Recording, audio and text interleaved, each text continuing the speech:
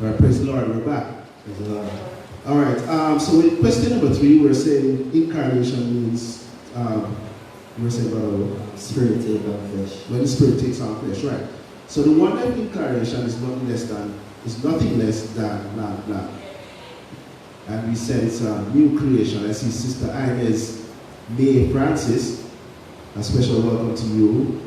New creation. She has new creation as her answer. Margaret Wilson also has that. Let's see, it's kind of right.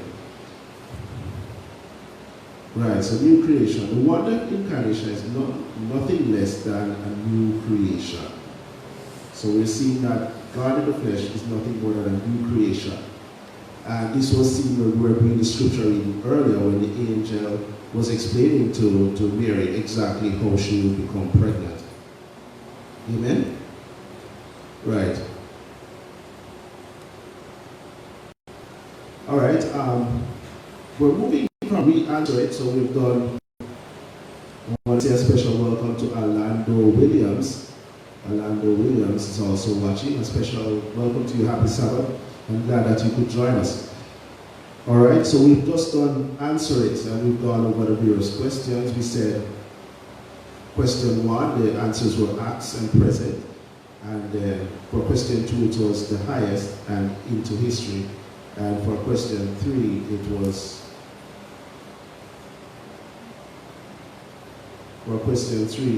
new creation.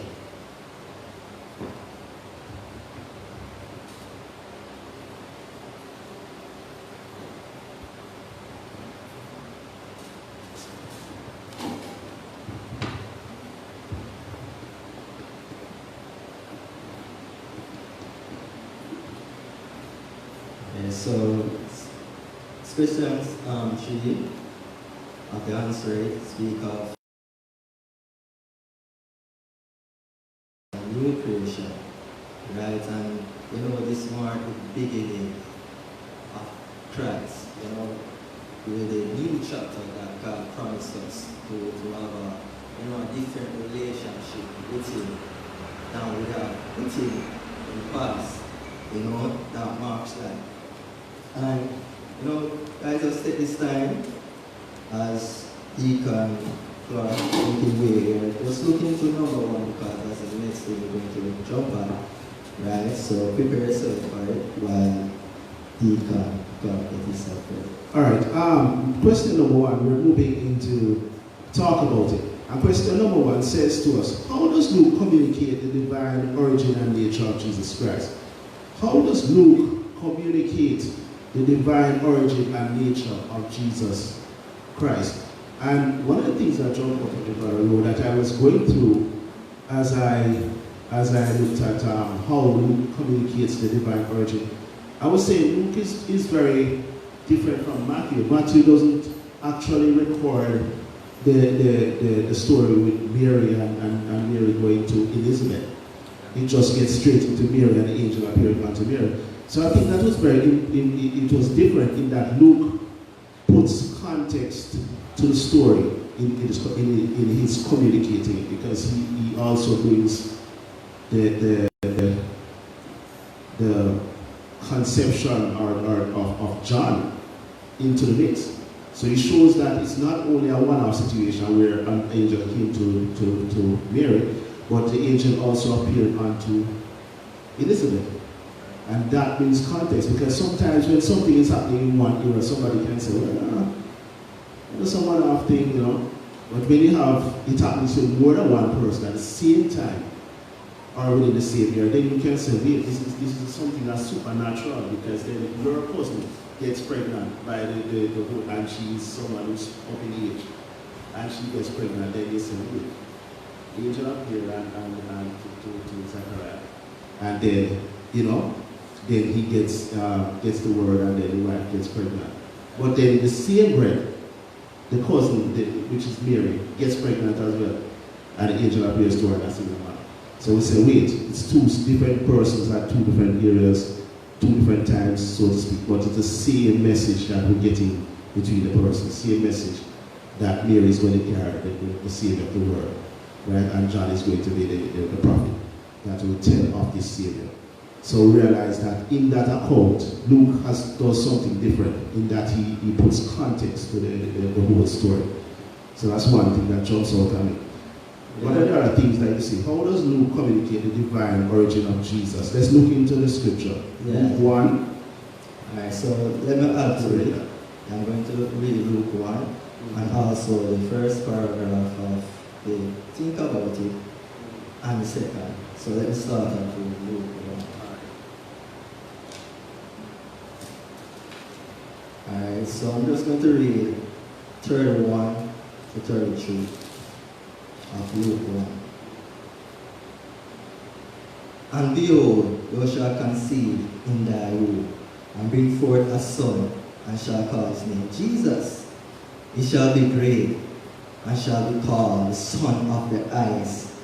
And the Lord God shall give unto him the throne of his father David, and he shall reign over the house of Jacob forever, and of his kingdom there shall be no end.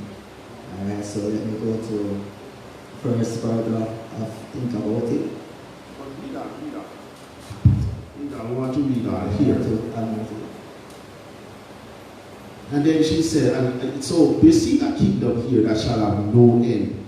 So we know that in this time that there are kingdoms. You have a little bit of history.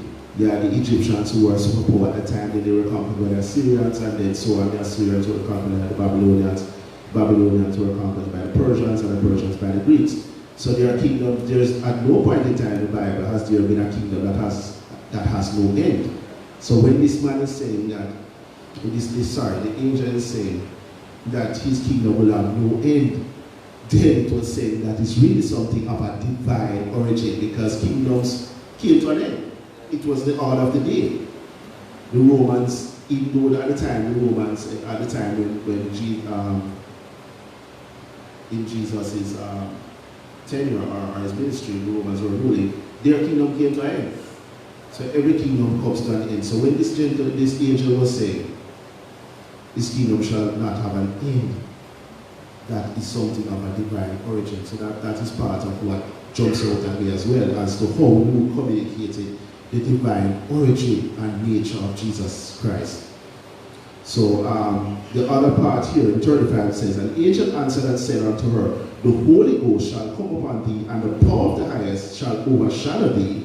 Therefore also that holy thing which shall be born of thee shall be called the Son of God. So we see that the beginning or the origin of Christ's birth is indeed supernatural, because she's saying to the angel, how can this be, because I am a virgin?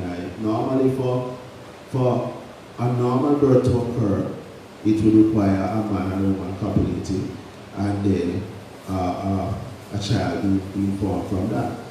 But here it is that the angel is explaining that the Holy Spirit is the thing that would indeed cause her to become pregnant. So that in itself is showing that it is of a divine origin or beginning. Right? So let's follow on. We're going to read some of it. Alright, so this is the first paragraph, I think the second to last sentence. Think about it. And Luke record, his name will be called Wonderful, because in Jesus the high acts and is uniquely present, mighty God, everlasting Father, Prince of Peace. In Nazareth, the angel Gabriel announced the unimaginable news to the young virgin. Mary, her child was the son of the highest, because he was conceived by the power of the highest. Jesus is unprecedented, known mere adopted son of human origin. Jesus Christ is the Son of God and the Holy One by divine initiative, by a miracle of spirit in flesh, the highest enter history.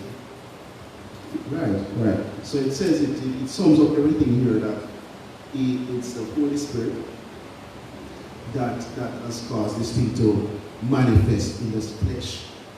So we're seeing that. So it's definitely of a divine origin.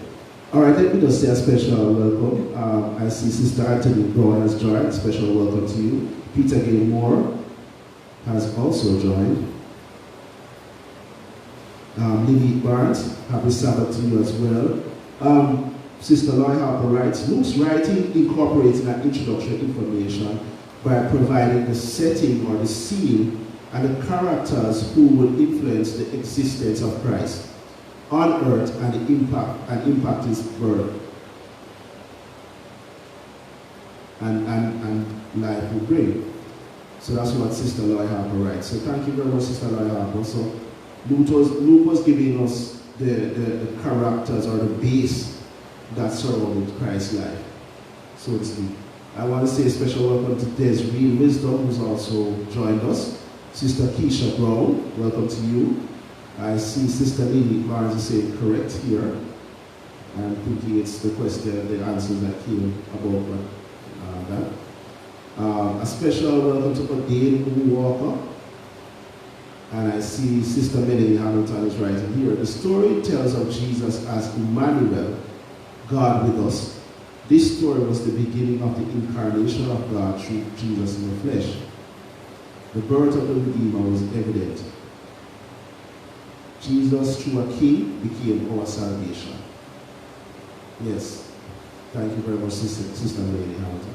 Right, so we're on question number 1. It says, how does Luke communicate the divine origin and nature of Jesus Christ?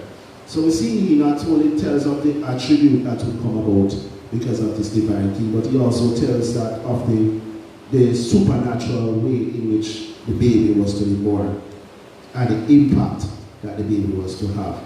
So the nature is touched on as well as the origin. So those things are there. We can move on to question 2. Have we touched all the aspects of this question 1? A special welcome to Ketia. I hope I got that right. Ketia Knight, who has joined us as well. So it's happy Sabbath to you. Right, so question 1 was looking at how does Luke communicate. And communicating is different. It not only speaks about writing, as I said, it also speaks about the context. And I think Sister Loy Harper said that Luke spoke to write about the things around and the characters that would impact the life of Christ Jesus and his work. So we see that many things happened that sought to communicate or tell us about the divine origin and nature of Jesus Christ. And sometimes when I'm going through this part of the brethren, I try to say how the questions are stacked up, why these questions come in a particular order. So this one is asking us, how does Luke communicate the divine origin? And then the question behind that says, how and why does the virgin birth mark the beginning of a new creation? How and why does the virgin birth mark the beginning of a new creation? And I think the introduction spoke to it somewhat. Alright, so this is from paragraph 3. Yes, paragraph right? 3. The wonder of incarnation is nothing less than new creation. As the Spirit of God moved over the water at the beginning of time, here the Spirit moved again, overshadowed Mary. To create a new, but on another level, Jesus was God with us. God made flesh in time and space, assuming and partaking in our nature. The ministry of reconciliation that brings new creation is possible only as God came near in Jesus in this way. In the indescribable virgin birth, God began to make all things new through his Son.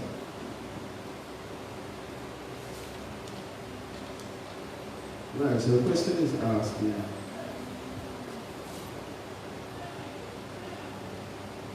So we see the Holy Spirit, and the Holy Spirit is at work here. That's why I'm taking away from this. So the question was saying, how, and we say through the Holy Spirit, right, and the Holy Spirit would give rise to Jesus, who is a new creation. And why was the virgin birth mark the beginning of a new creation? So not only how, but why. Why do we think it's significant? Alright, you know what come to me while I going through the lesson, right? I was thinking about Adam and God, right? In the beginning, Adam they have a one-on-one relationship with God. He can speak to God directly, right? But that speaking was done how? Yeah? That speaking was done By communicating to him one-on-one. Right, like me to you, communicating to me to you, right? You know? And true, because Adam disobeyed God, you know, he lose that right. And there sin introduced into his life. So right there, the relationship broken up, right? But I was saying to myself, you know, God couldn't say, oh, I hate that, you know? He couldn't give up on us and say, alright, I'm done, man. But the love he has for us, right? He sent his son. You know? There's an indication to show that I'm still here with you. You know, it shows that I don't give up on you, basically. And to build back that relationship with him through his son, Jesus Christ. You know? And to me, that is the most wonderful thing. You know, it's unimaginable, you know, because he's God. He don't need us. Right. But it's like a parent with a bad son. You know, even though everybody is bad, she don't give up on it. She try best, she try this, she try counseling, she try if him do well in school, she try send him to classes, so you know, step up with him. That show expressing our love for her son. That is with God with us. He showed that he loves us and he wants the best for us and he wants to experience the best. He wants to experience peace, he wants to experience love. You know? And the only way we can do that is through him. Or, you know, reconcile the relationship with him. That's the only way we can experience it through the divine spirit. Right? So that is my take on it. Well said, well said. So right, so it was providing us with the fact that Jesus is with us in the flesh. So to Jesus is the answer as to us communicating with God, to have God's presence with us, right. And to be reassured that He will never leave us or forsake us. So that's very well said. So that is the how, why it's speaking to that. And there are some other things we could explore. The virgin birth in of itself was miraculous. It was divine, as we said, and it was marking that not only, I think you alluded to it, that it is also the beginning of something new. Right. The whole process of Jesus coming into being is the beginning of a new creation. The scriptures tell us that any man that comes to Christ is a new creature. The old things are passed away. You know, and so it is that Christ coming into play, or us coming in contact with Christ as Christians, allows us to become new creations. And I think that is also something that we need to take away. You know. I will see Sister Marjorie joining us as well. She says, love that Brother Horace. Sister Delaney Hamilton, amen, Brother Horace. Carlton Moncrief has also joined us. A special welcome to him. Charmaine Walker is watching as well. And we also have Vida Tabang. And she says, Shalom Shabbat to you all. And Sister Loy Harbour is also saying, God bless you, Brother Horace, proud of you, keep strong in the Lord. And Brother Andre Thompson has just joined us, and Vivian Gordon. So a special Sabbath to you all. I'm glad you could join us. Right, so Brother was just highlighted the question number 2 and said, and the answer, how and why does the virgin birth mark the beginning of a new creation? And many things were said there. But specifically the fact that it marked a coming into being of an intercessor that would be with us and that would allow us to have salvation, and to know, and also to give us comfort that the Lord will not leave us or forsake us, and for us to have a medium by which we could be reconciled to the Lord. Amen? Alright, so We just answered question 2.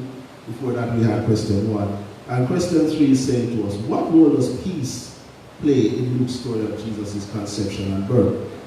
What role does peace play? Can we just say, well, question 2, we just answered it and said that, you know, the reason the virgin birth came into play was to provide Jesus. So it was God, in essence, bringing element into the mix so that we could be reconciled to Him. Right? So we know that this is the way the virgin birth came about, so that we would have that means of reconciliation. And question 1 will say that it was of a divine origin. Question 3 now is saying, what role does peace play in Luke's story? And I think we touched on it a little bit in the fact that we were saying that His kingdom would not have any end. That's something that ties in with peace. It speaks to what is the purpose of all of this? Because as I said, sometimes when we're going through the questions, we have to look at the order in which the questions come. And this is question 3, right at the end here. So it's saying, yes, His birth it was supernatural, and then question 2 spoke to the fact that the purpose of the birth is to ensure that we can have that reconciliation, right, through Jesus Christ. But question 3 is saying, what role does peace? What does peace have to do with all of this? What does peace have to do with that? How does Jesus coming into this world through supernatural or of a divine, in a divine way? And, you know, what does peace have to do with that? Let us read Luke 2. Let's look at it. Luke 2.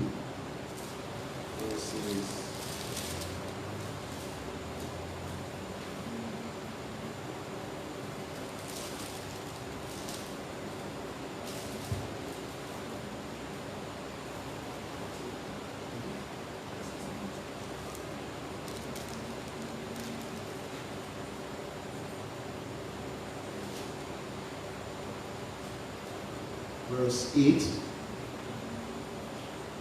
to about 20. Luke 2.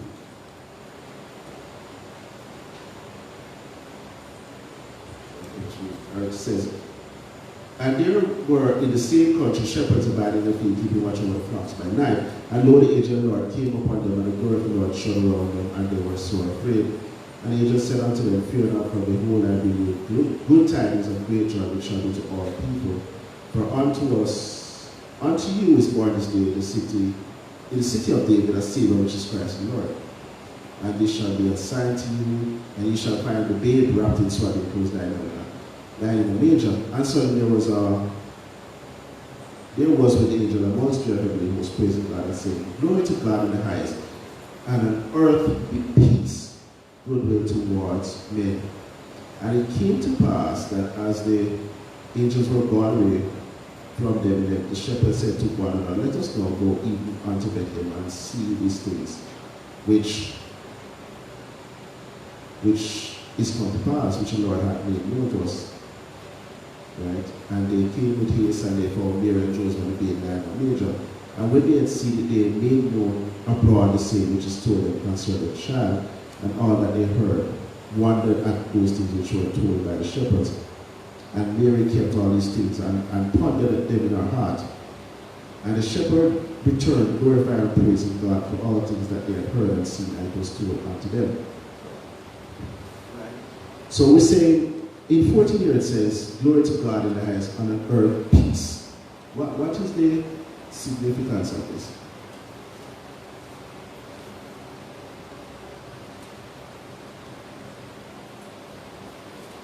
Why do we think the angels were specifying on earth peace? So would it be that the Lord would usher in peace? Because the peace was being alluded to as in light at the same time as his birth. Is it that they were speaking to it? Or is it that, what do you get from it? Alright, so, before Christ, there are before lots of violence, a lot of, man, he lost his way. you know. And I believe this same God, Jesus Christ, incarnation, right, that will bring back the peace that man and the world lost through God, right? So God coming is like Him not coming alone, but Him coming with peace, you know, once we reconcile the relationship with God. So it's like another opportunity to regain that peace that was lost. Well said, well said. So He is the one who will usher in the peace. Having a relationship will give us peace, and ultimately His kingdom will be one of peace. So He is the reconciler, as we said in question 2. He was the reconciler, but not only that, but He will be the Prince of Peace, right? That will give us a medium to have peace in terms of our relationship, but peace on the earth as well. So well said, well said. Wonderful. I see once again, young person with me. So he's the one who is really carrying the child. This is the future of the church, so we have to really encourage them as much as possible. All right, so brightly in, yes, we spoke of Andre Thompson, Vivian Gordon, Raymond Ellis has joined us. Carlton Moncrief, happy Sabbath to you. Sister Melanie Hamilton writes, in that era, there was oppression of the Jews. Very good point, Sister Melanie. There was oppression of the Jews. The Prince of Peace came to bring order, to give stability. Jesus came to reclaim authority over the broken world. So wonderfully said. I see Sister Latoya Allen also watching. Special welcome to you. And Sister Melanie further writes here, there was a call to everyone who met Jesus at the beginning, to Zacharias, to Elizabeth, to Joseph, to Mary, to the shepherds, to the wise men, and all who came in contact with Christ. And that's a very good point. As I think Brother Maurice said, that coming in contact with Jesus brings you peace. And that is what we see coming out here from the scriptures and by our own experiences. But not only that, that ultimately He will perform the final work of reconciliation by allowing the earth to be filled with peace. So that speaks to the role that peace plays in the Luke story of Jesus' conception and His birth. And when we look to Isaiah as well, we see it coming out here. Isaiah 9. Isaiah, that's me and Ben are not very good at multitasking. But it takes triple great time on my to bring balance and order to the equation.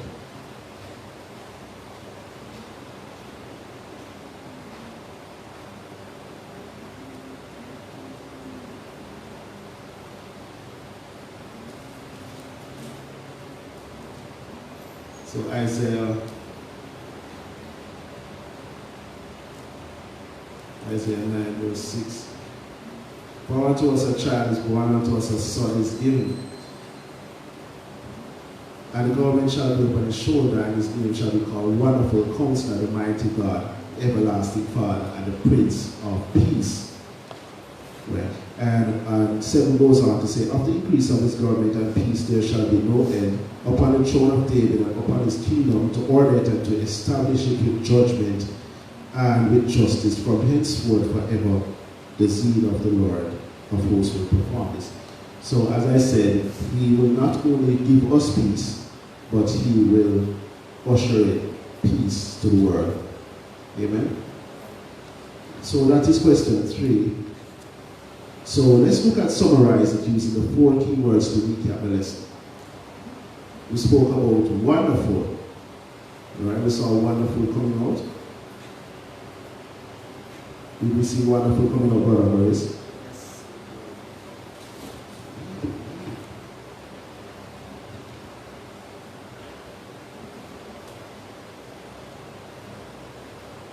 So as was said in Luke, his name will be called Wonderful. Because in Jesus, this is taken from the introduction, because in Jesus the Most High acts as uniquely present. So this wonderful was coming out here, and we also see that when we're speaking about this, that in Jesus the Most High acts and is uniquely present, also speaks to the sonship. By sonship we mean that the Father and Jesus are aligned. So whatever one does and he speaks to the other. So we saw sonship coming out there as well. And the other word that we had was highest. So we had wonderful, sonship, highest, and we had creation. For creation, we say, what did we say about creation? So, as I speak of the wonder of the incarnation, it's nothing less than a new creation. You know, and it's speak of Genesis, as the Spirit moved over the water at the beginning of time. Here the Spirit moved again, showing the new, to create a new what Alright, let me go over it. Yes, so the wonder of incarnation is nothing less than new creation. As a spirit, you know, we speak about it in Genesis, you know. As the Spirit of God moved over the water at the beginning of time, here the Spirit moved again, overshadowing Mary to create a new, but another level. Another level, right? Yes. So we see that the same peace that you spoke about by having Jesus close to us as it was in the back in the days of the Garden of Eden, him being there for us, and the same peace by coming to know Jesus and him transforming our lives and making us become a new creature. We also have that coming out there. So the Holy Spirit, in transforming our lives, we also see him playing out by creating a new creation in the form of Jesus. So then twofold, we have Holy Spirit acting in our lives and creating us to become, allowing us to become a new creation. But also the same Holy Spirit that moved on the face of the waters, the same Holy Spirit also provided that Prince of Peace for us to have that ultimate relationship that will help us to get salvation. So we see that playing out there. So that is the word creation and the different aspects of it. And we spoke about sonship. What did we say about the highest? He's the highest. He is the highest. Yes. Yes, he is the highest. Right. Nothing can compare to him. Right. You know? Beyond human imagination. Right. And you know, a funny thing I forgot to mention it in the lesson, that when you looked at the fact that it was a virgin birth, it itself spoke to it in the highest level. He could have done many things. He could have probably just allowed her. He could have actually made Joseph impregnate her, if you thought about it. But he actually said his Holy Spirit would do the work because he wanted it to be at the highest level. That's another way we could look at it. So even the way in which he brought his son into the world was at the highest level. It wasn't anything that was done by human hands. Yeah. Right? So it was the incarnation that we speak about was done at such a level that it could not be mistakenly said that it was as a result of man's interference why this person came into play. So it was a virgin birth, an incarnation, as you said, of in the flesh, of the highest level, of a level that's so divine, so complete.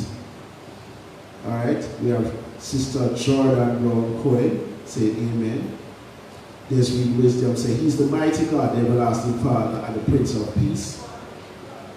Sister Dorothy Brown says he came on earth as a redeemer, our peacemaker, our Savior, and our Lord. Yes. So a special welcome to all of you. And Sister Sharon Walker here, amen to you too. Alright. Yes, so that's some of the lesson. And a wonderful lesson indeed, speaking about our Savior and how he came into this world and the purpose for which he came. So we are thankful to the Lord for his lesson. And we're thankful to those who have joined us online. There are many things that you could have been doing, but we're thankful that you took time out of your busy schedules to join us and to help us do this lesson. And also to the persons helping us in the studio. and supporting us. We're thankful to you as well. So a wonderful lesson. We're just going to sum it up now, and we'll close off with prayer as we go ahead. So I ask Brother Bo to pray as we close off our lesson study here. Let's pray. Heavenly and righteous Father, thank you for this time, thank you for this moment, thank you for this lesson. To dive more into your word, to know about you more and what was the purpose of Jesus Christ on earth, to reconcile that relationship with you, God. I thank you for sending your son, God. I thank you for everyone who joined us online to study this lesson with us. God, so as we continue in this time, this outbreak of coronavirus, that's prevent us from coming in our house. You find a way, you find a way through social media, to still, come together and study your word. I thank you for that, God. I thank you for everything you have done for us and everything you're going to do for us. In the mighty name of Jesus. Amen. Amen. We praise the Lord and apply it to last part. If you thank God for sending the Son to work for our sake, do for us what we could not do for ourselves. Set out this week to be aware of the new creation that is Jesus Christ and the specific areas of life where He could guide your feet into the way of peace, and that is the applied. So we thank you very much, as I said, for joining us, and we want to say a happy Sabbath to all of you. Dear Mitchell has just joined us. Special welcome to you, Leon Davis as well. And Sister Marsha Hamilton Rice, he is truly wonderful. So thank you all. You have been a wonderful class. And I see Sister Super Fletcher here. So we're going to close off now. As we move into the other aspect of service, we will take a short break and then we'll begin again with praise and worship, following which we'll have our divine service. So thanks to you all, and special thanks to my co-pilot, Brother Grace Rowe. All right? God's richest blessings as you stay tuned. In a short moment, we'll be back with you.